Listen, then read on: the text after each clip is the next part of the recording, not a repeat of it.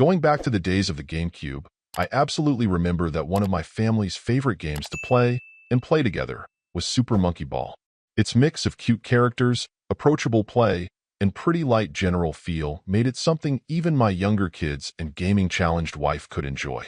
Then, when Sega followed up with Super Monkey Ball 2, they absolutely knocked it out of the park.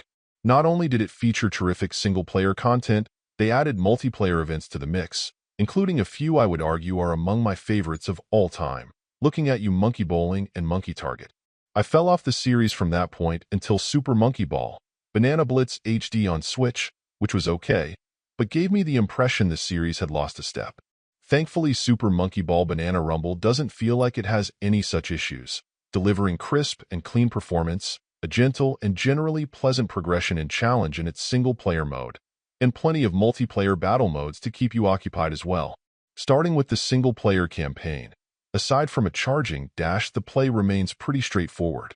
You'll be tilting the stage you're on to control the role of your monkey, well, or even some characters from other games as well, as you work to hang on, collect bananas, and complete each stage. At least through most of the game's first two worlds, the challenges remain quite mild, though there are some exceptions, and the challenge progression generally feels quite gentle, making it a pretty kid-friendly game even.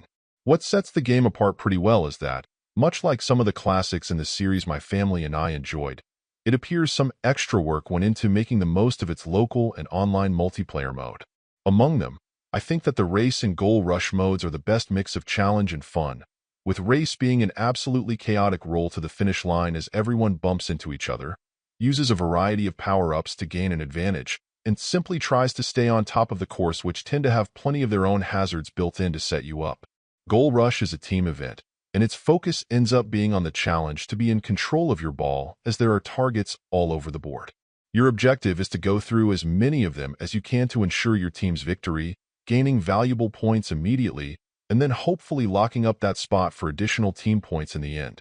In particular, stealing a spot from another team is quite rewarding, not only getting some critical points, but potentially getting some bonus points as well when they check each goal to see who went through it last. Whether playing this against some people locally or against a bunch of strangers online, it all generally performs well, but it doesn't quite check every box. Granted, they can certainly be crazy and chaotic, but there's something to be said for that style in the right title. While I'll admit to some disappointment at not seeing modern adaptations to two of my favorite multiplayer modes, I was at least pleased that they've managed to include a handful that each have their own style, as well as including both team and individual options. While sometimes indie titles on Switch struggle with their online play performance, I can't say I ran into any issues the handful of times I tackled it with this. In general, matchmaking took a reasonable amount of time.